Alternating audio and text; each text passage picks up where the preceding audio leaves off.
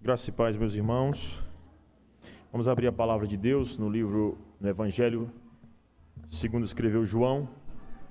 Evangelho de Jesus Cristo, segundo o relato de João, capítulo 20. João, capítulo 20. Texto para a nossa exposição aqui nesta manhã. João, capítulo de número 20.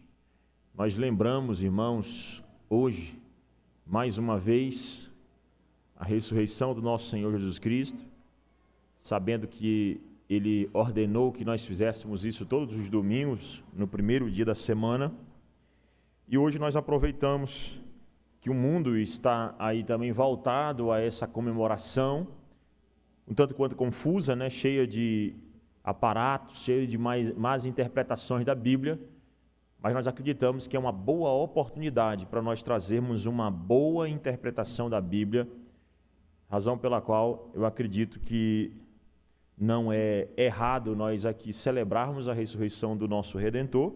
Fazemos isso, como eu disse, todos os domingos, mas aproveitamos também esse momento em que o mundo faz de maneira errada para mostrarmos o que de fato é a mensagem da ressurreição do Cordeiro de Deus que tira o pecado do mundo. Então, João capítulo 20, hoje também não vou fazer assim, uma exposição propriamente dita, mas uma espécie de sermão, estudo, né? Mas que você reflita sobre a ressurreição de Cristo Jesus. Meu tema para hoje, pela manhã, são os impactos da ressurreição de Cristo na vida do pecador.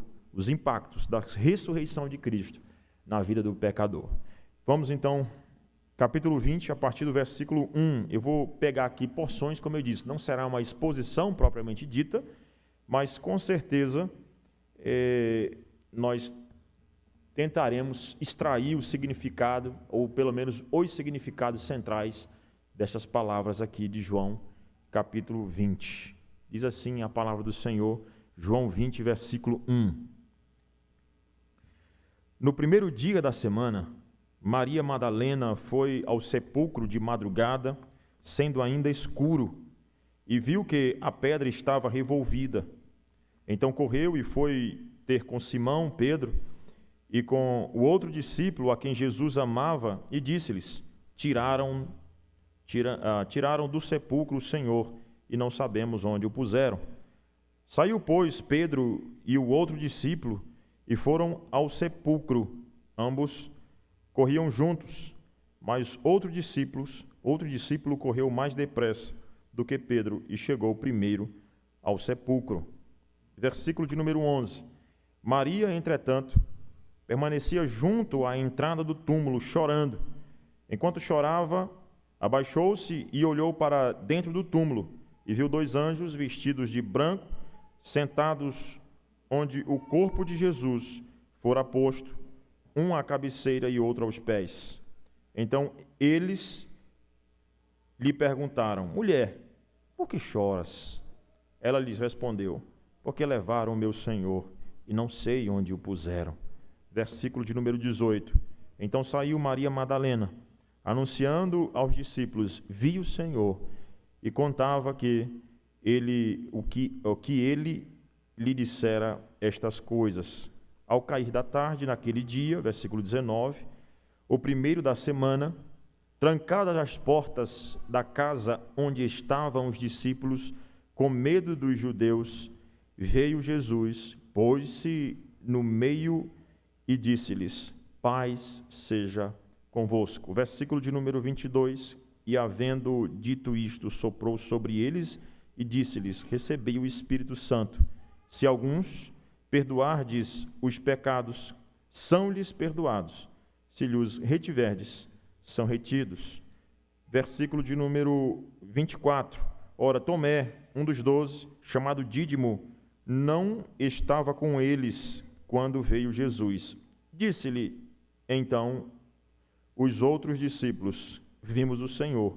Mas ele respondeu: se eu não vir nas suas mãos o sinal dos cravos, e ali não puser o dedo, e não puser a mão no seu lado, de modo algum acreditarei. Versículo 26. Passados 8 dias, estavam outra vez ali reunidos os seus discípulos, e Tomé com eles. Estando as portas trancadas, veio Jesus, pôs-se no meio e disse-lhes: paz seja convosco. Versículo de número 1 do capítulo 21. Depois disto, tornou Jesus a manifestar-se aos discípulos junto ao mar de Tiberíades, e foi assim que ele se manifestou. Estavam juntos Simão, Tomé, chamado Dídimo, Natanael, que era de Caná da Galileia, os filhos de Zebedeu e os dois dos seus e mais dois dos seus discípulos. Versículo 3 ainda diz: disse-lhes Simão Pedro: vou pescar. Disseram-lhes os outros: também nós vamos contigo. Saíram e entraram no barco, e naquela noite nada apanharam. E o versículo de número 15 do capítulo 21 diz o seguinte: depois de terem comido, perguntou Jesus a Simão Pedro: Simão, filho de João, amas-me mais do que estes outros?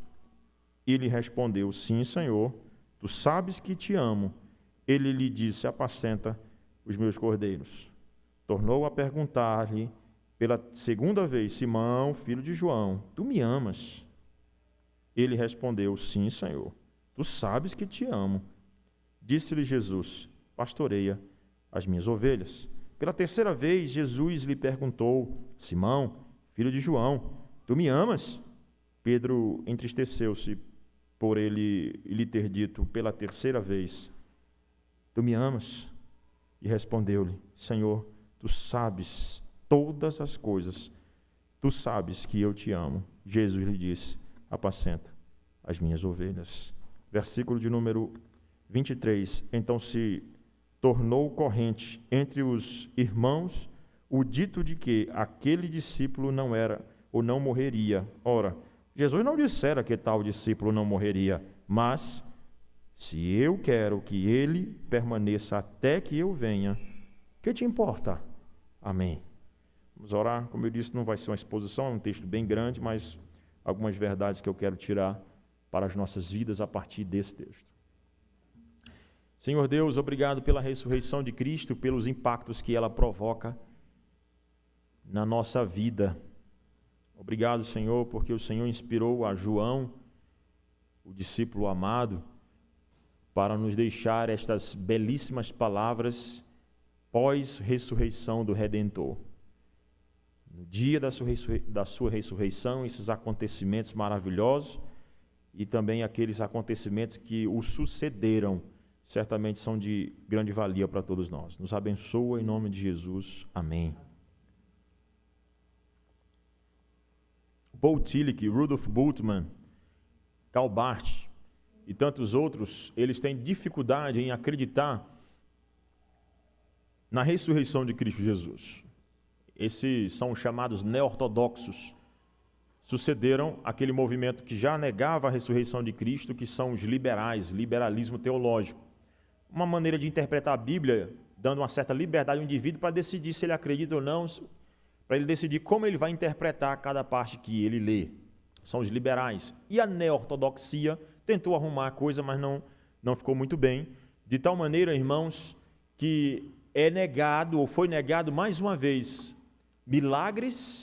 foram negados milagres do Senhor Jesus Cristo, os seus sinais e prodígios que ele fez. Algumas pessoas acham que isso aqui não tem reverberar nenhum. Pastor, se Cristo Jesus ressuscitou fisicamente ou não, eu não sei e pouco me importa. O que importa é que, na minha fé, no meu coração, eu acredito que ele está vivo. Não, irmãos, isso não é a fé genuína. A fé genuína é Cristo ressuscitou. E Paulo disse que se Cristo não ressuscitou, é vã a nossa pregação, é vã a nossa fé, e nós somos os mais miseráveis de todos os homens. Então, a ressurreição ela é fundamental para que a nossa fé ela desenvolva. Se eu e você não crermos na ressurreição, várias coisas, irmãos, não fazem sentido. Inclusive, não faz sentido dizer para uma pessoa que está com depressão: tem esperança para você. Que esperança? Qual a esperança dela?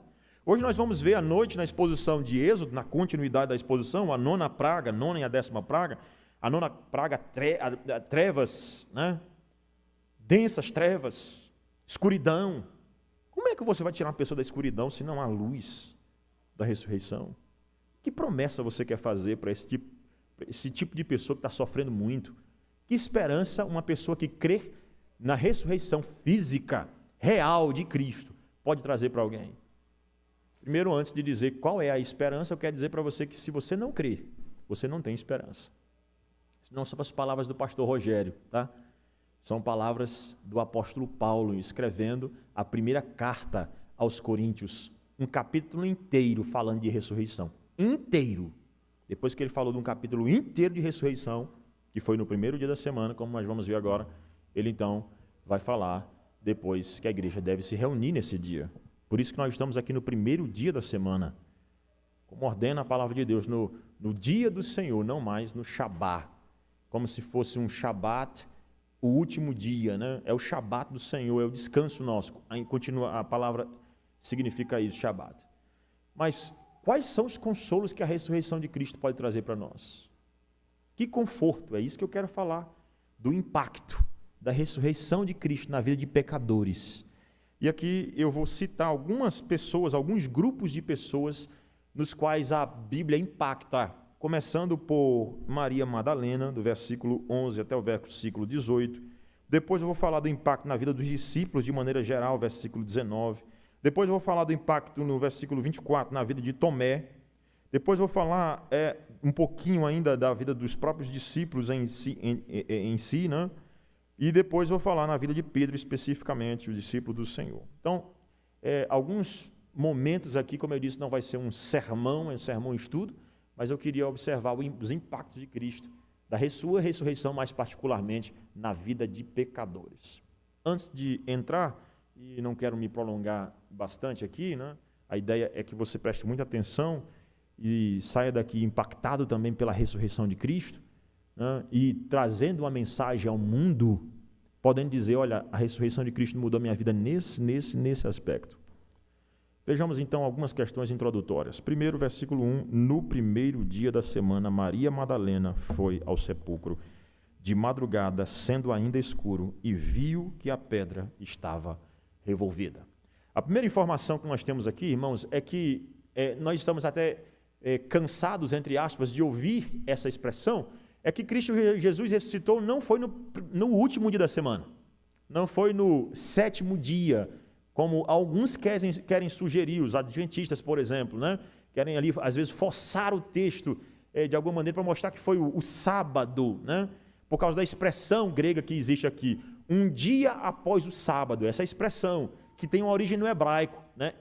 No dia entre os sábados, de uma passagem de um sábado, na saída de um sábado, entrando na semana, a ideia é essa, no primeiro dia da semana, e não é somente apóstolo que cita isso, não é somente um evangelista, mas os 4 evangelistas testificam que Cristo ressuscitou no primeiro dia da semana. Isso aqui não está em nenhum dos evangelhos. Pastor, eu não entendo, de vez em quando eu fico com um pouco de dúvida sobre se o dia do Senhor é o primeiro dia ou é o último. Meus irmãos, peraí, por que mudou? Porque se Cristo não ressuscitou, é vã a nossa fé. A base da nossa fé, irmãos, é a ressurreição de Cristo. Por isso, a ressurreição é importante a ponto de mudar o dia do Senhor, a data na semana, o dia da semana, sim, com certeza. Tão importante que Paulo diz que se Cristo não ressuscitou, a nossa fé não vale de nada. E por isso no capítulo 16 ele vai dizer que a igreja precisa se reunir para inclusive recolher as ofertas no primeiro dia da semana, que se faça isso em todos os lugares. Então, essa informação do primeiro dia, né, é muito importante, porque Cristo Jesus, ele ressuscita no primeiro dia da semana como a primícia dos que dormem. O que ele está fazendo aqui é restaurando o tabernáculo. O que ele está fazendo aqui é restaurando o tabernáculo que já era prometido que isso aconteceria no primeiro dia da semana. Eu queria que você abrisse comigo, irmãos, rapidinho aqui em Êxodo capítulo 40. Êxodo capítulo 40. Nós vamos chegar nessa exposição e quando chegar, você já tem uma prévia do que será, inclusive, abordado nesse dia aí. Êxodo capítulo 40, versículo de número 2. Êxodo 40, versículo de número 2. Diz assim, olha: no primeiro dia do mês, no primeiro dia do primeiro mês, essa expressão lá do Novo Testamento, tá? A mesma expressão, a ideia. Claro que o Antigo Testamento foi escrito no hebraico, aqui no grego, né? Aí ele diz, no primeiro dia do primeiro mês, levantarás o tabernáculo da tenda da congregação. Agora vá para o verso 17. O que é que diz aí? Olha? No primeiro mês do segundo ano, no primeiro dia, se levantou o tabernáculo. Até aí. Agora volta lá para o texto de João. O que está acontecendo aqui, irmãos? Cristo Jesus, ele é o tabernáculo, ele é o templo. Ele disse, eu vou destruir o templo e em 3 dias vou reedificar. Reedificarei. Aquela promessa que já era no primeiro dia da semana, o templo seria construído no primeiro dia da semana. Agora, Cristo Jesus, depois de 3 dias morto, no primeiro dia da semana, ele ressuscita. O que se entende pelos apóstolos? O que os apóstolos entendem? O tabernáculo está sendo o quê? Reedificado. É tempo de restauração. É tempo de restauração. Deus está reconstruindo. No primeiro dia da semana. Irmãos, a cada domingo nós ouvimos o Evangelho da restauração. O corpo de Deus, o corpo de Cristo Jesus se reúne, a igreja de Cristo, para glorificar a Cristo, bendizê-lo na beleza da sua santidade, no primeiro dia da semana, onde o tabernáculo foi reerguido, foi levantado, o tabernáculo de adoração. Por isso que diz assim, olha, no primeiro dia da semana. É por isso que no versículo de número 19, veja comigo, ao cair da tarde daquele dia, que dia é esse? Versículo 19 do capítulo 20 de João, tá? Capítulo 20 de João, versículo 19. Ao cair da tarde, naquele dia, o primeiro da semana, trancadas as portas da casa onde estavam os discípulos. Então, os discípulos estavam se reunindo que dia? No primeiro dia da semana. Se você não está ainda totalmente convencido, versículo 26 ainda vai dizer o seguinte, passados 8 dias, exatamente depois dos 7, o 8º dia, o primeiro dia da semana, novamente a igreja estava o quê? Versículo 26, estavam outra vez ali reunidos os seus discípulos. A igreja se reúne no primeiro dia da semana, não mais no último. Não existe isso mais. Aí o versículo de número 1 ainda diz o seguinte, sendo ainda escuro, viu que a pedra estava revolvida. Irmão, essa é outra expressão muito importante. Existiam trevas e vai vir a luz. No primeiro dia da semana, Maria Madalena foi ao sepulcro, ela foi de madrugada, sendo ainda escuro, viu que a pedra estava revolvida. É baseado nessa expressão que nós temos aquela outra expressão bíblica, depois de uma noite. A tristeza pode durar uma noite, mas a alegria virá ao amanhecer, ao despontar do dia. Cristo ressuscitou como esperança para os pecadores. É isso que nós comemoramos aqui hoje. Qual é o impacto que a ressurreição provoca na vida das pessoas? Sai das trevas para a luz. Essa é a mensagem do Evangelho. Versículo de número 2, né, diz o seguinte, então correu e foi ter com Simão, Pedro e com o outro discípulo a quem Jesus amava, esse João, e disse-lhes, tiraram do sepulcro o Senhor e não sabemos onde o puseram. A ideia aqui, irmãos, é que muito embora houvesse a promessa de Cristo, ele disse, eu vou destruir o tabernáculo, em 3 dias vou reedificar. Ele disse da sua ressurreição, ele falou, mas muita gente ainda, quando Cristo ressuscitou, as pessoas não acreditavam, assim como hoje ainda. As pessoas se desviam da promessa. Deus disse, vou ressuscitar o meu filho. Em 3 dias eu vou reedificar o templo. Zombaram dele. Foi isso que disseram quando Cristo estava na cruz. Ó tu, que destrói o templo e em 3 dias o reedificas. Salva-te a ti mesmo. Desce da cruz e creremos que tu és o Filho de Deus. Mas aí então, irmãos, ver os verdugos fazerem isto é uma coisa. Mas verem os crentes não crendo mais na ressurreição de Cristo, que é o que o liberalismo teológico faz hoje, né? Que é o que os professores da universidade, muitas vezes, né? Nem sempre, tem gente lá que acredita, mas tem gente que não acredita. Ah, quem disse que Jesus ressuscitou? Isso é a história da carochinha. Ressuscitou? Não existe isso. Cadê o corpo? Sumiram com ele. Ora, por que eles não acreditaram na promessa? E aí, irmãos, versículo de número 3 diz o seguinte: saiu, pois, Pedro e o outro discípulo e foram até o sepulcro. Ambos corriam, corriam juntos. O outro chegou à frente e, baixando, viu os lençóis, lá já não estavam, todavia não encontrou. Então, Simão Pedro, seguindo-o, chegou e entrou no sepulcro. Ele também viu os lençóis e o lenço. Aqui, irmãos, por que a Bíblia ela vê os detalhes? Por que o João deixou os detalhes para nós? Porque cada detalhe do texto. Por que dizer que os lençóis não estavam mais ali? Por que dizer a hora? Tudo isso tem um significado, irmãos. Tudo isso tem uma mensagem para nós.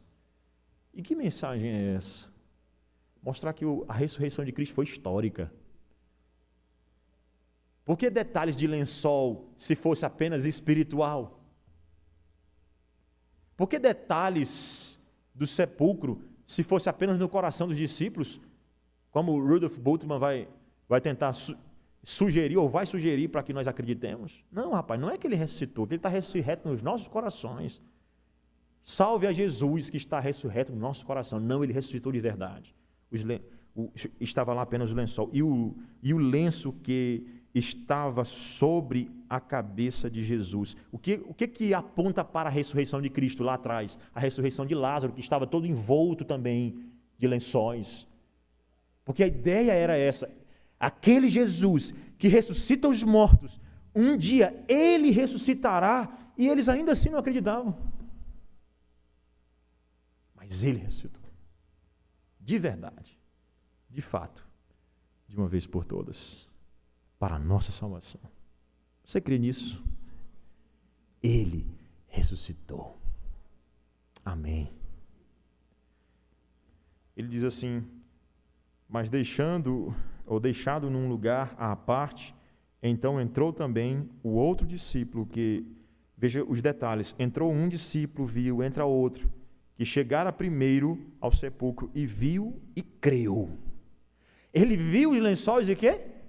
E creu, pois ainda não tinham compreendido a Escritura, que era necessário ressuscitar ele dentre os mortos. Incrível, por incrível que pareça, aqueles discípulos que andaram com Cristo, Maria Madalena, que era uma das que seguiu o Senhor Jesus Cristo, porque ela foi salva por Cristo, mas ainda assim não acreditavam que Cristo tinha ressuscitado. Irmãos, talvez você faça como uma vez um jovem chegou para mim, que se desviou do Evangelho, e disse: eu só acredito nessas coisas todas, pastor, porque eu acredito que eu nasci na igreja e aquilo foi colocado para mim, porque se eu tivesse nascido lá fora eu não teria acreditado. Em parte é verdade, porque a igreja ela prega o Evangelho da salvação. Mas obviamente, irmãos, Deus que salva uma pessoa dentro da igreja, Ele pode salvar fora também, trazendo-o para o seu reino. É o poder do Evangelho que faz a pessoa crer. É o poder da ressurreição.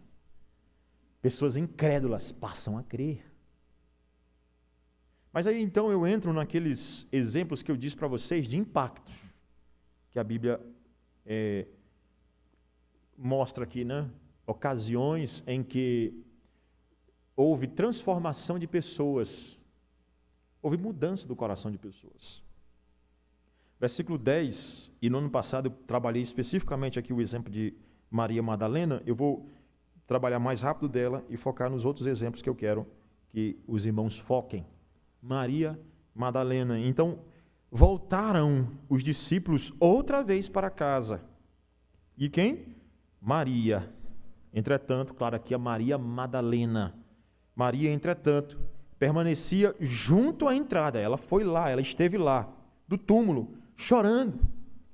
Enquanto chorava, abaixou-se e olhou para dentro do túmulo e viu 2 anjos vestidos de branco, sentados onde o corpo de Jesus fora posto, um à cabeceira e outro aos pés. Então eles lhes perguntaram: mulher, por que choras? Irmãos, assim como os discípulos deixaram de focar na promessa de Cristo, eu vou ressuscitar, em 3 dias o templo será reedificado. Eu sou a ressurreição e a vida. Quem crê em mim, ainda que morra, viverá. Maria de Magdala, né? Magdala, cidade de onde ela morava, não é o sobrenome dela, não tinha esse costume de chamar a pessoa especificamente pelo sobrenome, mas Maria de Magdala, da região onde ela veio, né? Essa mulher, ela deixou de crer nesse momento, naquela esperança de que via a ressurreição, ela que foi impactada por Cristo Jesus. E agora, quando nós deixamos, irmãos, de olhar para as promessas de Cristo, para aquilo que Ele prometeu, para a promessa de salvação, de ressurreição, de vida, nós começamos a nos entristecer, a chorar. Foi o que aconteceu com ela. Deixou de olhar para a promessa, então ela chora, ela se entristece, chorava, baixou então e olhou para dentro do túmulo e viu lá aqueles homens vestidos de branco. Eles perguntam: por que você está chorando? Se você tivesse acreditado, você estaria feliz, porque ele já tinha prometido que ele seria o quê? Ressurreto, e estaria ressurreto ao terceiro dia. Porque assim como Jonas passou 3 dias no ventre de um peixe, importava que o Filho do Homem também ficasse 3 dias sepultado, e depois ele ressuscitaria. Por que choras? Por que tem muita gente desesperada? Por que tem muita gente chorando, triste, profundamente triste? Tirou o olho daquilo que Cristo prometeu. Eu vou ressuscitar. Eu sou a ressurreição e a vida. Quem crê em mim, ainda que morra, viverá. E ela chora porque não lembrou-se das promessas. É exatamente isso que acontece aqui. O corpo de Jesus fora posto. Então eles lhe perguntaram, né? Mulher, por que choras? Ela lhe respondeu: porque levaram meu Senhor e não sei onde puseram. Tendo dito isto, voltou-se para trás e viu Jesus em pé, mas não reconheceu que era ele.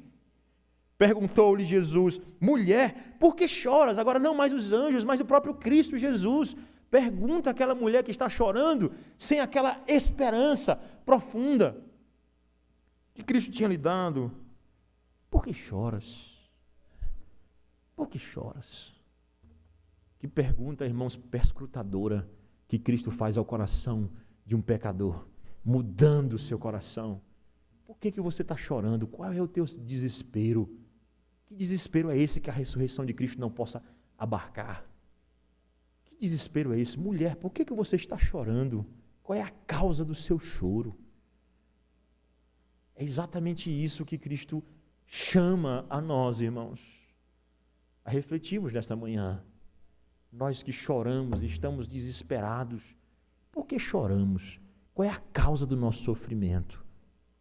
É grande demais. Talvez nós tenhamos desviado o foco. E Cristo então diz: por que choras? A quem procuras? Ela, supondo ser ele o jardineiro, respondeu: Senhor, se tu tiraste, dize-me onde o puseste, e eu o levarei. Interessante que ela, mesmo vendo Cristo Jesus ali diante dos seus olhos, e aqui mostra, é uma lição para nós preciosa, que mesmo não é pelo ver que uma pessoa é transformada. Ah, pastor, se eu ver, eu serei transformado. Não, não é como Tomé disse. Ela mesmo vendo ali ainda não tinha reconhecido.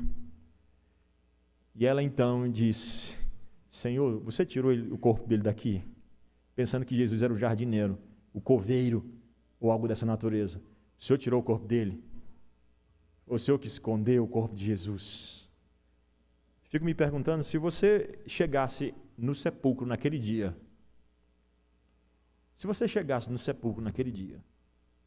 você acreditaria na ressurreição?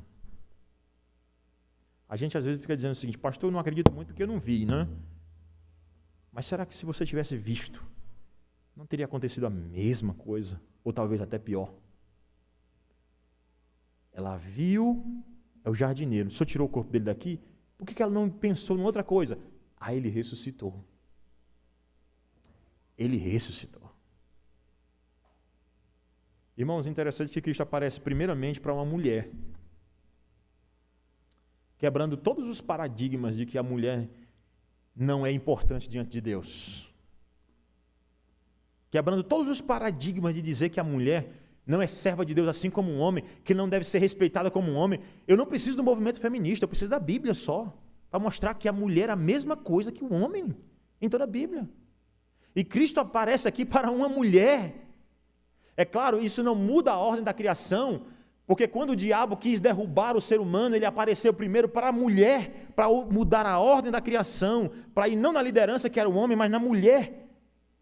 Cristo não está mudando a ordem da criação, ele está, pelo contrário, dizendo que a redenção abarca a todos. A ordem da redenção continua sendo a mesma em termos de liderança, porque Pedro, o mesmo Pedro que estava aqui, testemunho da ressurreição, escrevendo a sua carta, dizendo que a mulher pode ganhar 100 palavras do seu marido, sendo submissa a ele, porque não muda a ordem da criação, mas mostra que todo mundo tem a mesma importância diante de Deus, que ninguém é mais importante do que ninguém.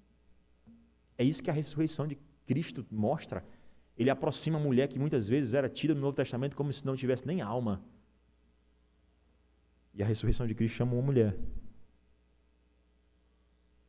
E mais intrigante é o que é dito no versículo de número 16. Disse-lhe Jesus, Maria. Ela, voltando-se, lhe disse em hebraico, Raboni, que significa o quê? Que quer dizer mestre. Raboni, mestre. Interessante, irmãos, que aquela mulher,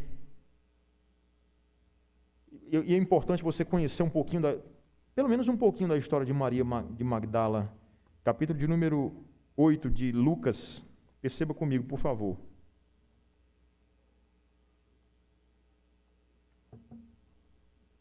Quem é Maria de Magdala?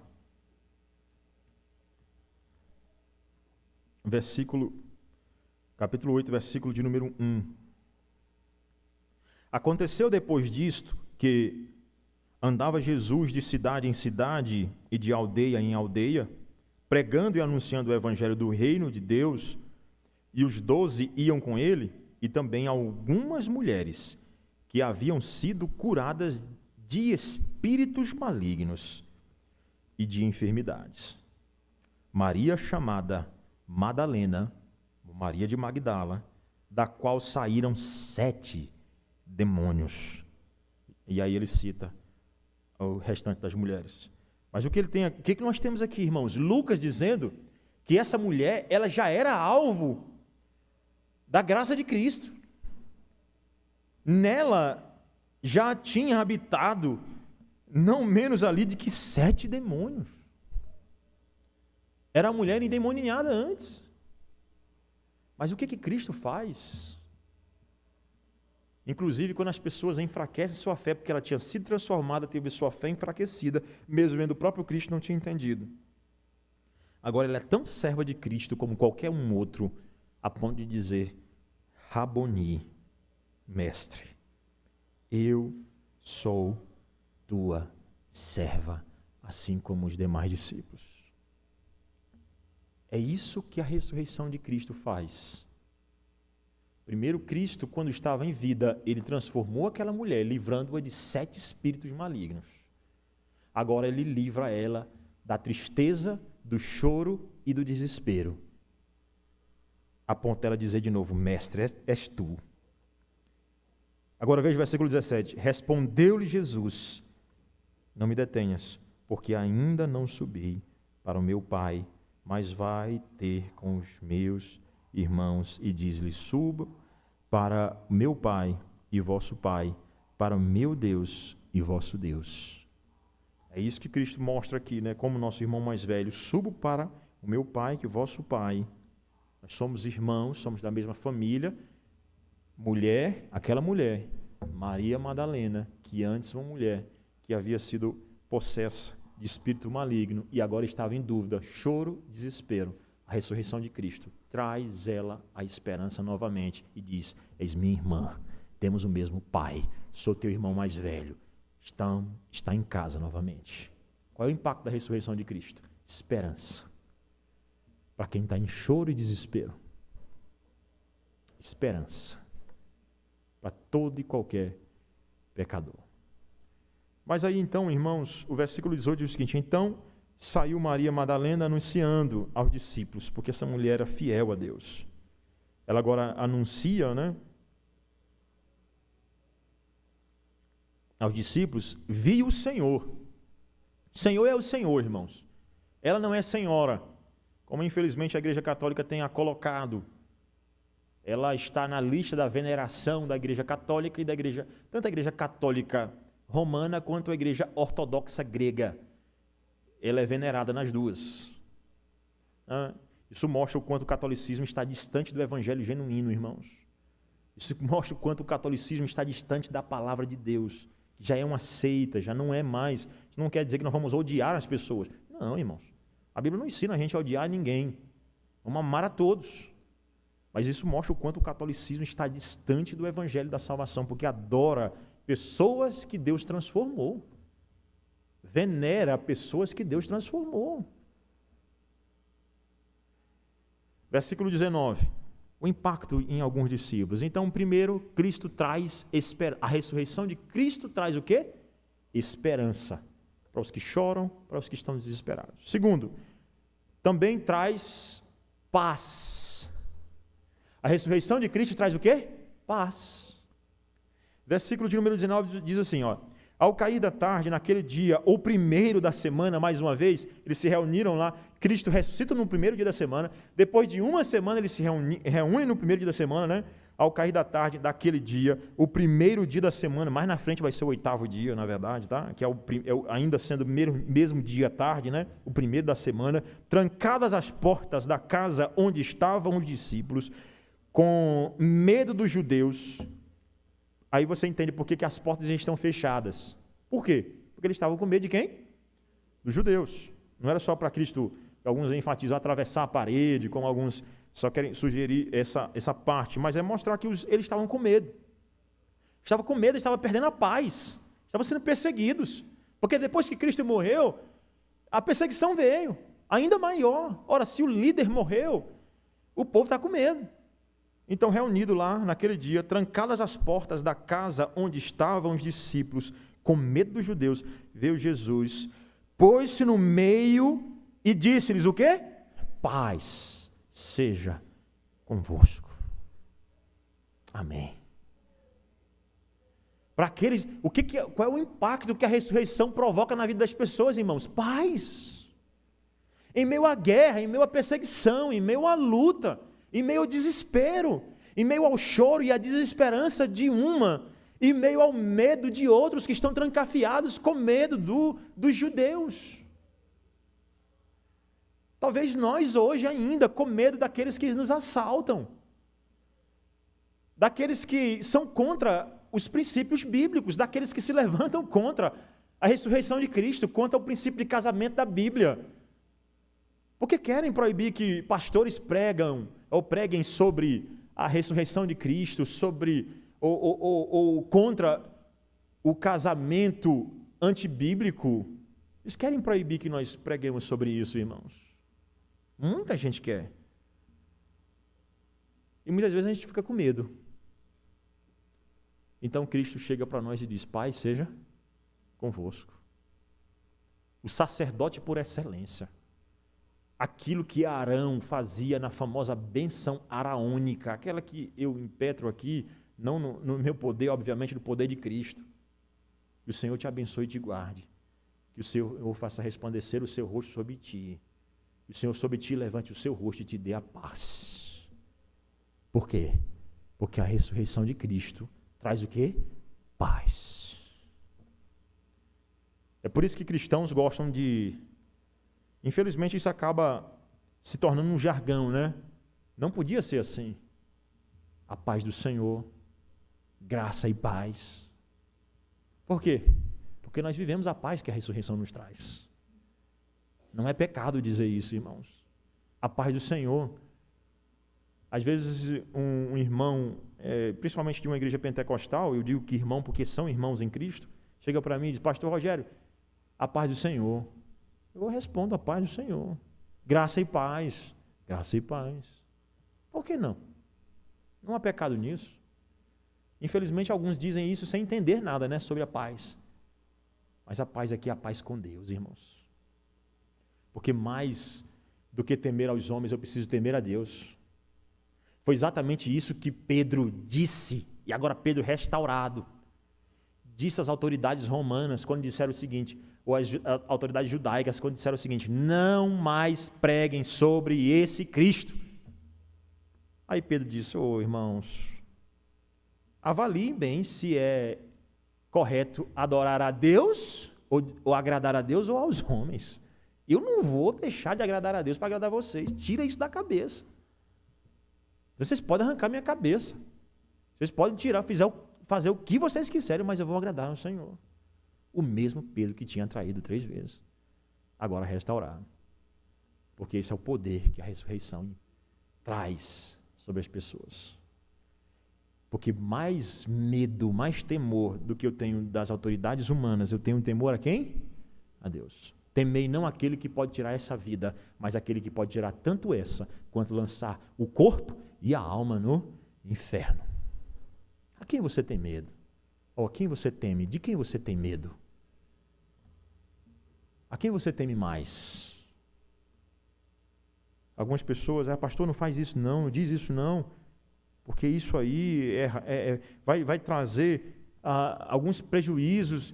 Irmão, nós temos que ser sábios nas palavras, com certeza, não podemos ofender as pessoas. Nós nunca vamos pregar isso, mas deixar de pregar a verdade jamais. Ainda que isso custe a nossa vida. Pastor Batista John MacArthur, nos Estados Unidos,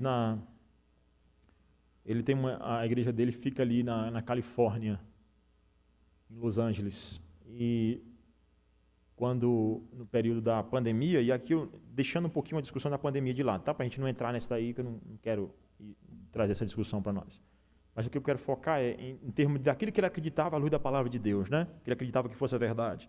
Quando o Estado quis fechar a igreja, né, dizer que ele não poderia mais abrir a igreja, aí então aí o Estado disse o seguinte, o governador da Califórnia, se você não fechar, você pode ser preso. John MacArthur disse, me dê essa honra de sofrer por Cristo. A minha igreja não vai fechar. Me dê essa honra de se eu for para a cadeia, que o nome de Deus vai ser exaltado na minha vida. Me dê essa honra. Enquanto muitos têm medo, outras pessoas têm muita coragem. Porque teme mais a Deus. Porque a paz aqui não é paz com os homens necessariamente. O que depender de vós, mantenhais a paz com todos. Nós vamos respeitar e amar a todos. Mas se envolver a minha fé, não. Importa a paz com Deus. E foi isso que Cristo veio trazer. Paz com Deus. Ele diz, eu não vim trazer a paz, eu vim trazer a espada. Porque agora, dentro da mesma casa, ficarão divididos pai e filho. Sogra e nora. Quem crê e quem não crê. A paz é com Deus. A ressurreição de Cristo traz paz. A ressurreição de Cristo traz paz. Eu cresci numa igreja presbiteriana em Teresina, onde eu vi muitas mulheres sofrerem por causa de Cristo.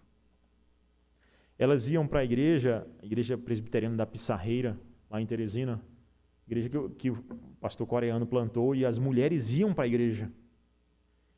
E os maridos delas não eram convertidos. E eles muitas vezes perseguiam elas, porque não queriam que elas fossem para a igreja. Elas diziam, vocês não podem ir para a igreja, você tem que fazer as coisas aqui dentro de casa. Porque aí realmente a mulher tem que fazer as coisas em casa. Até para não dar espaço para o homem falar nada em relação a isso, né? E o homem também tem responsabilidade, obviamente. Mas o que eu quero mostrar é que elas foram perseguidas. No dia do Senhor, elas não podiam ir para a igreja, porque os próprios maridos não deixavam elas irem. E elas não tinham paz, irmãos. Aqui no mundo, mas elas tinham paz com Deus. E elas iam para a igreja, e elas cultuavam o Senhor, e elas louvavam a Deus. chegava lá chorando, porque muitas vezes ouvia vários impropérios dos maridos, para adorar o Senhor. Porque os seus familiares disseram: agora você é crente. Agora você vai para aquela religião que não adora mais os nossos santos. Saiu da igreja de verdade. Não. Eu vim adorar a Cristo. A verdadeira paz. Shalom, o Deus da paz é que pode dar. Cristo Jesus. É por isso que Paulo vai dizer: a paz que excede todo entendimento é só Deus que pode dar.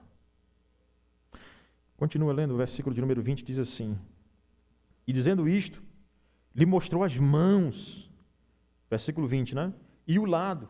Alegraram-se, portanto, os discípulos ao verem o Senhor. Disse-lhes, pois, Jesus, outra vez. O que ele diz? Paz seja convosco, porque a ressurreição traz o que, irmãos? Paz. Paz. Assim como o Pai me enviou, eu também vos envio, como mensageiros da paz. Eu sou enviado do Pai para trazer a paz. Eu sou a paz de Deus aqui na terra. Agora vocês, eu queria que vocês fossem lá e anunciassem a paz. Eu queria que vocês anunciassem a ressurreição. E anunciassem que não tem paz sem mim, não tem paz sem Cristo. Sem Cristo não há felicidade, não há tranquilidade, não há como botar a cabeça no travesseiro e ter a genuína paz. Porque quando acorda os problemas estão gigantescos e somente aqueles que têm o Salvador que conseguem enfrentá-los. De maneira que não se desespera, porque outros enfrentam, mas estão desesperados. Paz seja convosco, eu vos dou a paz. Eu morri para que vocês tivessem paz. É isso que Cristo. Então, qual é o impacto da ressurreição nas nossas vidas? Primeiro, ele traz esperança para quem chora. Para quem está chorando, ele é a esperança. Maria Madalena, desesperada. Por que choras? Eu ressuscitei. Agora ele chega para os discípulos, está aqui. Paz, eu ressuscitei. E ele mostra o lado para eles. Vejam onde traspassou. Eu ressuscitei. Eu trouxe a paz. E aí o versículo de número 22, mais uma má interpretação, infelizmente, da Igreja Católica, o versículo 22 e 23, onde eles acreditam que eles podem perdoar o pecado das pessoas. É por isso que as pessoas vão ao padre e fazem as suas confissões, e o padre diz: olha, reze 25 Ave Maria, 35 Pai Nosso, e você vai ser salvo desse pecado. Lutero lutou contra isso, Calvino lutou contra isso. Não, somente o sangue de Cristo pode nos conceder. Por que eles dizem isso? Má interpretação do versículo 22 e 23. E havendo dito isto, soprou sobre eles e disse-lhes: recebei o Espírito Santo. Se alguns perdoardes os pecados, são-lhes perdoados. Se lhes retiveres, são retidos. Como isso seria feito, irmãos? Por meio da pregação do Evangelho. Como isso seria feito, irmãos? É por isso que existe disciplina eclesiástica. Pastor, quem disse que a igreja tem poder para disciplinar? Está aqui. Poder dado por Deus, realmente, as chaves para disciplinar, para restaurar a pessoa. Mas quem pode conceder perdão de pecados é somente Jesus Cristo. Quando uma pessoa ouve a pregação, porque o Espírito Santo desce sobre os apóstolos, eles vão pregar o Evangelho. É esse Evangelho que perdoa pecados. É esse Evangelho que nós pregamos. Eu, pastor Rogério, não posso perdoar os teus pecados. Eu não tenho poder para isso. Nem bispo nenhum, nem padre nenhum, nem pastor nenhum, nem apóstolo, entre aspas, que não existe mais. Nenhum pode perdoar os teus pecados, somente Cristo. Porque só Ele morreu, só Ele trouxe paz, e mais ninguém. Então você pode vir ao gabinete e falar todos os seus pecados. Eu vou orar por você para que Cristo te perdoe, porque somente Ele pode te perdoar. Não sou eu que tenho esse poder nas mãos. Claro, irmãos, no que toca ao perdão que eu devo liberar ao próximo, com certeza. 70 vezes 7, é o que Cristo diz. Ou seja, infinitamente eu estendo o meu perdão ao próximo. Até porque Cristo me perdoou. Mas no sentido de perdoar para lançar no céu ou no inferno, é somente Cristo.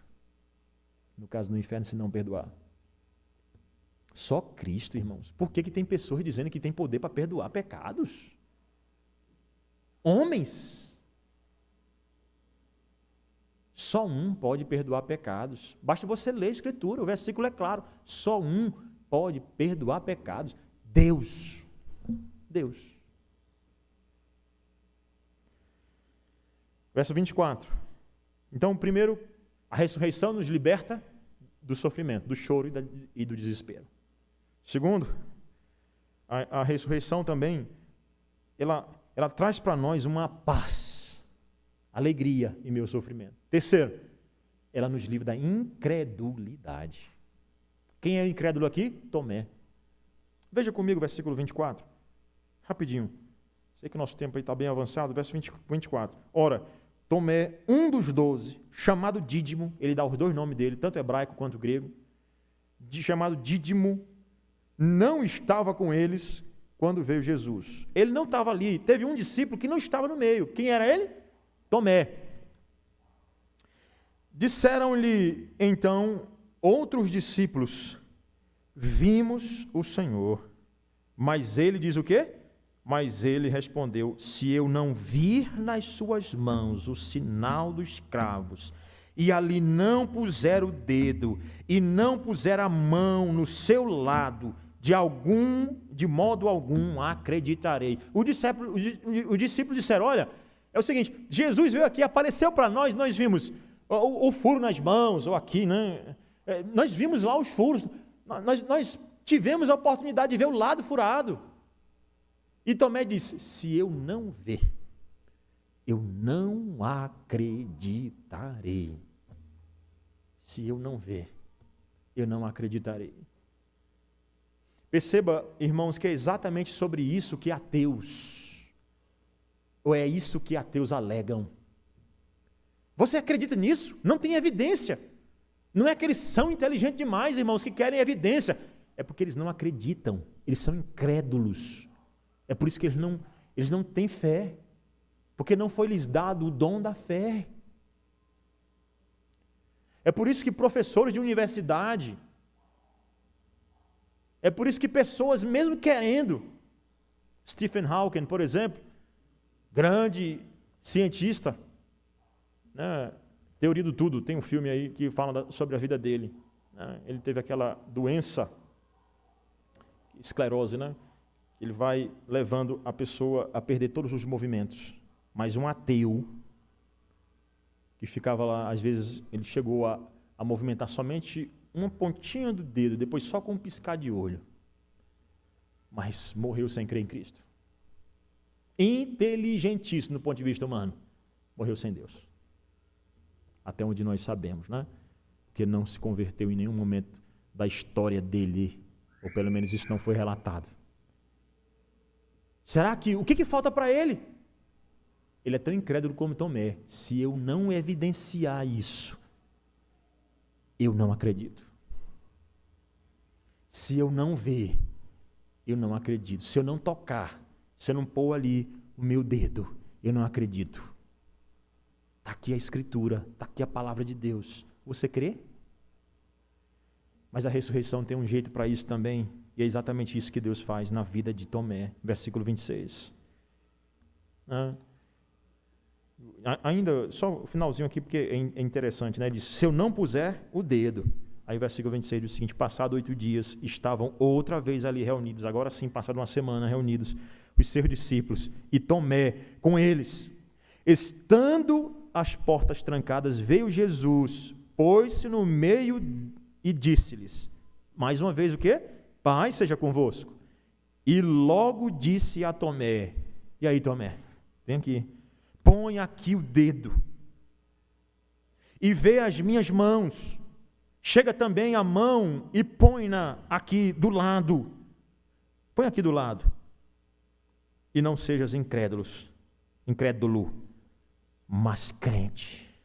Te converte, seu incrédulo.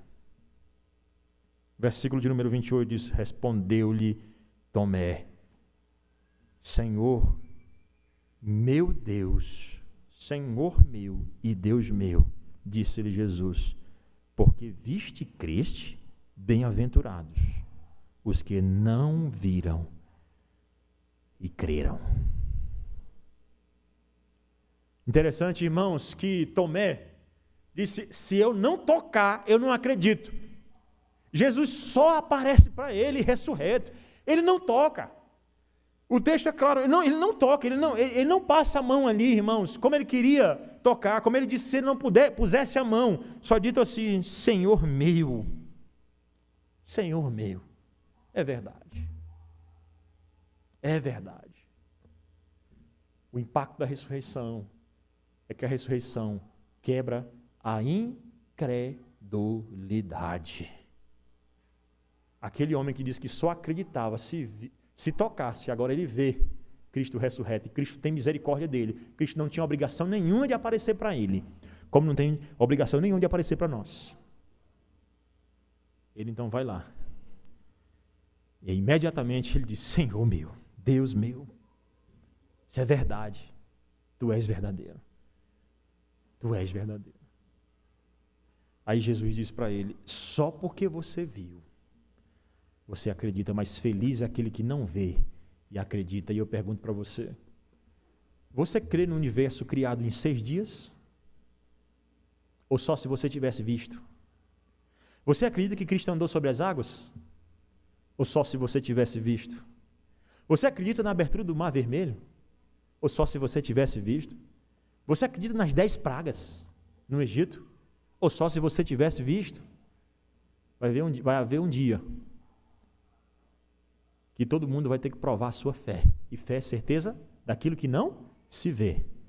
E fatos que se esperam. Eu nem vi ainda, mas eu creio que vai acontecer. Amém. Porque a ressurreição acaba com a incredulidade. Por fim, irmãos, a ressurreição, meu último ponto é esse aqui, bem rápido nele. A ressurreição restaura vidas. A ressurreição restaura vidas. Veja comigo, porque Pedro e os apóstolos, lembra que todo mundo abandonou quem? Jesus. Ele morre, meu irmão, e não ficou um com ele. Todo mundo foi embora. E não adianta você dizer o seguinte, se fosse eu, pastor, morria do lado de Jesus. Será? Será que morria mesmo? Hoje, por qualquer coisa, a gente está negando Jesus Cristo. Está aceitando qualquer tipo de casamento, mesmo sendo antibíblico, só porque às vezes é apertado, só porque existe aí a ideologia de gênero contra nós. Então, não podemos asseverar com toda firmeza, infelizmente, por conta da nossa vulnerabilidade. Mas veja comigo, por favor, para a gente, esse último ponto aqui, transforma vidas. Versículo de número 1 do capítulo 21. Depois disso, tornou Jesus a manifestar-se a quem? Aos discípulos, junto do mar de Tiberíades. Que mar é esse? Que mar é o Tiberíades? É o mar da Galileia. Aquele que Jesus apareceu para eles pela primeira vez e chamou, e disse assim, vinde a mim, e eu vos farei pescadores de homens. Mas o que acontece aqui, olha, e foi assim que ele se manifestou. Estavam juntos, quem é que estava lá? O líder dos apóstolos, o traidor de Cristo. 3 vezes Pedro tinha negado Cristo, Judas tinha negado Cristo, traído Cristo, mas Pedro também, ou não? Inclusive negou Cristo o quê? 3 vezes. Aí Pedro estava lá, quem é que estava mais lá? Irmão, vamos lá? Leia comigo o versículo 2. Estavam juntos Simão, Pedro, Tomé, chamado Dídimo, quem mais? Natanael, que era de Caná da Galileia, os filhos de Zebedeu e mais 2 dos seus discípulos. Então estava lá todo mundo, fazendo o quê? Pescando, versículo de número 3. Disse-lhe Simão, vou pescar. E os outros disseram o quê? Eu também vou. Irmãos, Cristo Jesus tinha tirado aqueles homens daquele serviço de pescadores e tinha transformado eles em quê? Pescadores de homens. Mas eles eram todos o quê? Traidores de Cristo. Todos tinham negado a Cristo. Não tinha mais coragem para ir lá e dizer o seguinte, eu vou pregar sobre Cristo, Ele é o meu Salvador, eu morro por Ele. Como é que você vai falar isso se você negou Cristo Jesus? Como você vai ser discípulo de Cristo se você negou a Cristo? Ou seja, o ofício foi perdido. Os homens que eram pescadores de homens, e assim como Pedro negou Cristo 3 vezes, Pedro disse, rapaz, eu vou pescar. Não tem mais o que fazer. Eu vou pescar. eu não posso mais fazer muita coisa. Vou voltar para o meu ofício antigo, para o meu trabalho antigo, que era pescador de peixe mesmo. Aí o versículo de número 4 diz o seguinte, mais uma vez, irmãos, olha a ênfase no versículo 4. Que hora é isso que acontece? Mas ao clarear da madrugada, ao despontar a luz mais uma vez, essa expressão bíblica, ela não é jogada aleatoriamente, tá? Ao despontar a madrugada, ao clarear a madrugada, estava Jesus na praia. Todavia os discípulos não reconheceram que era ele. Perguntou-lhe Jesus, filhos, tendes aí alguma coisa para comer? Respondeu-lhes, não. Então lhes disse, lançai a rede à direita do barco e achareis. Eles estavam lá pescando, irmãos, e nada de peixe. E de repente Cristo diz o seguinte, faz o seguinte, lança do lado direito. Eles não sabiam a princípio quem era que estava ali, mas ele diz, lança lá. O que Cristo está fazendo aqui? Renovando tudo. Cristo está chamando eles de novo para o seu ministério. Mas antes Cristo diz o seguinte, e olha que eles eram profissionais. De quê? De pescaria. Mas de pescaria. Cristo não era um pescador de peixe, ainda que ele seja dono do mar. Ele pode fazer tudo. Mas ele era o quê? Ele era o salvador do mundo. Mas quem entendia de peixe, de pescaria, era Pedro e os demais. Mas tem que ouvir a Cristo. Ele diz, vai e lança desse lado. A dependência de Deus, vai e lança desse lado. Assim fizeram e já não podiam puxar a rede. Tão grande era a quantidade de peixes. Eles não tinham condições de pescar por eles mesmos. Mas é interessante, irmãos, que ele diz assim, olha, nessa parte aí, lançai a rede à direita do barco. Assim eles fizeram. E já não podiam puxar a rede, porque tinha muito peixe. Cristo, quem faz a atividade prosperar, sou eu. E é interessante que esses homens que são pescadores, claro que é uma ilustração que Cristo faz para eles. Do mesmo jeito que ele fez a ilustração, vinde a mim e vos fareis pescadores de homens. A pescaria está pouca, mas eu vou fazer ela muita. E se você ler Atos dos Apóstolos, é a pescaria dos apóstolos crescendo, é o número dos discípulos aumentando todo o tempo. Eu não tenho tempo para ir adiante, o versículo de número 11 diz o seguinte, Simão, Pedro entrou no barco e arrastou a rede para a terra, cheio de 153 grandes peixes. Está aí. Ele enfatiza o número de peixes que tinha ali dentro. E não obstante serem tantos, a rede não se rompeu. Tudo aquilo é muito ilustrativo. Tudo aquilo tem uma lição preciosa para o povo de Deus, irmãos. Para mim e para você. Por fim, eu quero só ver essa parte aqui de Pedro, que ainda é Deus restaurando a vida de Pedro especificamente. E aí você conhece a história, eu vou só parafrasear praticamente, né? Versículo 15, depois de terem comido, Cristo chamou eles para comerem, ele disse, Simão, filho de João, amas-me mais do que estes outros? Você que dizia que me amava, que se todo mundo ia abandonar, isso é verdade, Pedro? Ele respondeu, sim, Senhor, tu sabes que eu te amo. E na terceira vez, Pedro se entristeceu, porque ele se lembrou que por 3 vezes ele negou a Cristo.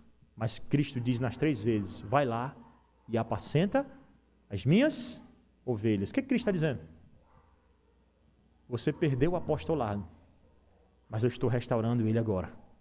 Vai e apacenta as minhas ovelhas. Você é um traidor, mas eu restauro vida, porque o impacto da ressurreição na vida das pessoas é isso. Até aquelas pessoas que me negaram, até aquelas pessoas que estavam dentro do meu redil e que disseram não ao meu nome, eu restauro e faço elas trabalharem de novo para mim, porque esse é o poder da ressurreição de Cristo Jesus. Amém. Quero sair daqui, irmãos, com algumas aplicações para nós. Preste muita atenção nelas. A primeira delas, irmãos, Nunca se esqueça das promessas de Deus. Nunca se esqueça das promessas de Deus. Ele prometeu não somente ressuscitar, irmãos, mas Ele prometeu que um dia virá. E todas as vezes que você desviar os seus olhos dessa promessa, você vai se sentir triste, abalado. Como Maria Madalena, como os apóstolos, desesperados e até voltando a outro trabalho. O que eu quero dizer para você nessa manhã, à luz desse texto, é: não tire o seu olho da promessa, não tire o olho da promessa da ressurreição de Cristo e principalmente da promessa da sua vinda, porque Ele já ressuscitou. Agora Ele vai vir para buscar-nos. Essa vida, irmãos, aqui na terra não é eterna. Olhe para o dia que o Senhor virá buscá-lo, porque assim você não vai se desesperar. Ah, pastor, e agora? O que é que eu vou fazer? E o mundo vai se acabar. Lembre-se, Cristo vai vir buscar os seus. Não desvie os seus olhos da promessa, para que você não chore, não se desespere, como Maria Madalena, e nem volte para outras tarefas, entre aspas, porque toda tarefa é de Deus, se desviando da promessa de Cristo Jesus. Amém. Outra coisa que eu queria aplicar para nós é o Evangelho, irmãos, é o Evangelho da renovação. O Evangelho da restauração. Eu não sei qual é o pecado que você cometeu diante de Deus. Eu sei o meu. Eu sei os meus pecados. Mas hoje, mais uma vez, quando nós lembramos da ressurreição, irmãos, assim como Deus restaura Maria Madalena, a sua esperança, assim como Deus restaura a esperança dos discípulos, toquem, eu ressuscitei, assim como Deus restaura Pedro, o seu ministério apostólico, Deus pode restaurar você também.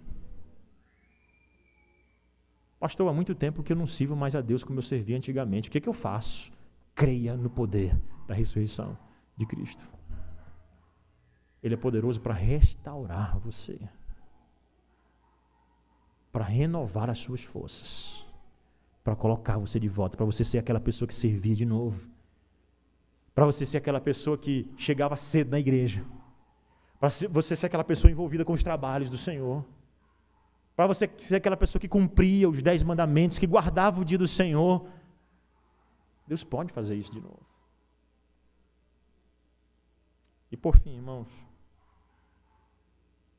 o perigo, eu não posso deixar de ter duas aplicações aqui finais, tá? Primeiro delas, o perigo de querer imitar as coisas que Cristo fez. O perigo de querer imitar aquilo que Cristo fez. É comum agora, nesse período de quaresma, não somente lá no Nordeste, né? Digo isso no Nordeste porque é muito forte isso. Mas para minha surpresa, isso aqui tem demais. Na sexta-feira, eu andando mesmo em alguns lugares, eu percebi que isso aqui tem muito forte na cidade. A tentativa de imitar o que Jesus Cristo fez. Por exemplo, a pessoa imita a crucificação. E pasmem, até igrejas evangélicas. Sabe por quê? Porque são pessoas que estão aí sem acreditar pela fé que Cristo fez isso. Precisa ver. Eu quero ver de novo. Bota ele aí. Ver de novo, irmãos, é ouvir a pregação. A Bíblia não diz, ide por todo mundo, ilustrai. Não, pregai o evangelho a toda criatura. Fazer teatro. Não, pregai. Por isso, irmãos, a ideia de imitar os buracos de Cristo, botar ele na cruz, isso é antibíblico. Não tem base. É como se você estivesse falando que não foi suficiente o que ele fez. Gosto muito dos filmes do Mel Gibson, mas o filme que ele fez, mostrando Cristo, tentando ali vislumbrar, querendo descrever o que Cristo passou, aquilo não mostra, não imita o que Cristo passou. Muitas vezes o sofrimento de Cristo, muito embora o sofrimento de Cristo seja físico, irmãos, não foi o que mais fez Cristo sofrer, como Mel Gibson deixa claro no filme dele. O que mais fez Cristo sofrer foi o meu pecado, o seu pecado, a sua traição, a minha traição. Por isso, não renove de novo o sacrifício, não imite, não tenha Cristo com o rostozinho de lado numa cruz. Não, ele ressuscitou, a cruz está vazia. O símbolo da cruz é muito bonito, como dizia meu professor, quem tem medo da cruz é o diabo. Eu não tenho medo da cruz, é um símbolo bonito, mas a cruz vazia. Porque Cristo não está mais lá. Não imite Cristo crucificado, não bote ele sangrando, não bote ele com a coroa de espinho novamente. Ele ressuscitou. O evangelho, ele não está mais lá. Não precisamos imitar o que ele fez, porque ninguém é capaz de imitar o que Cristo fez. Pregue, porque a Bíblia deixou o suficiente para demonstrar a pregação dele. Não seja como Tomé. E se eu não ver ali alguém dramatizando, mostrando, eu não acredito. Isso, irmãos, é um grande pecado que nós temos cometido, ou temos visto no Brasil e no mundo inteiro. A imitação do que fez o nosso Redentor. Muito parecido com o que o catolicismo faz, mas para nós é tristeza, pasmem, igrejas evangélicas fazendo também. Imitando, e daqui a pouco vem os ídolos também, daqui a pouco tem lá a cruz também, daqui a pouco está lá Cristo crucificado aqui também, daqui a pouco está lá os vitrais. É assim que entra. Daqui a pouco Lutero, ou na verdade outra pessoa, tem que vir no lugar de Lutero e apregoar 95 teses de novo, porque a igreja abraçou tudo errado de novo. Tudo errado. Infelizmente, não tente imitar, porque tentar imitar é querer substituir. A autoridade da palavra de Deus é ouça a pregação de Cristo Jesus. Ouça a pregação de Cristo Jesus. Quem é Cristo Jesus? Aquele que morreu pelos nossos pecados. Por isso eu queria que você saísse daqui, sabendo que você não vai para o céu, não é porque você é uma pessoa, que você vai para o céu não é porque você é uma pessoa boa. Você vai para o céu não é porque você fez tudo certinho. E eu queria dizer para você que, talvez esteja aqui nessa noite, pastor, eu não sou digno do céu, é verdade. Você não é digno. Porque o que esse texto vem mostrar, irmãos, que o céu é independente de você. O céu é independente dos meus pecados. O céu é independente daquilo que eu fiz. O céu é independente da minha quebra dos 10 mandamentos. Porque se dependesse de Maria Madalena, ela iria para o inferno. Se dependesse de Pedro, ele iria para o inferno. Se dependesse de Paulo, ele iria para o inferno. Mas o céu é independente de seres humanos, das suas obras. O céu depende somente de Cristo e da sua ressurreição. É por isso que Paulo vai dizer em Romanos 8, ele ressuscitou para a nossa justificação. Você é pecador, mas Cristo morreu pelos seus pecados. Ele ressuscitou para que você fosse justificado e entrasse na glória. Anuncie esse evangelho hoje para todos os perdidos. Não cesse de pregar esse evangelho. Não cesse de viver esse evangelho para a glória de Cristo Jesus. Amém. Agora vamos anunciá-lo pela ceia do Senhor, até que Ele venha. Vamos orar mais uma vez. Senhor Deus, obrigado pelo evangelho da salvação. Obrigado, Senhor, porque o Senhor renova. O Senhor renova a vida, o Senhor restaura a vida, Senhor. O Senhor traz de volta o pecador. O Senhor coloca, ó Pai, pessoas no seu lugar. Pessoas que estavam afastadas, distantes, que tinham perdido ofícios. O Senhor restaura pelo poder do evangelho da salvação. Eu não sei quantos aqui estão perdidos, mas nessa noite, ó Pai, ou nessa manhã, que o Senhor venha alcançar pelo poder renovador da ressurreição de Cristo a cada um de nós. Que ainda hoje venha haver transformação, ó Pai, por amor do Teu nome. É o que nós pedimos em nome de Jesus. Amém.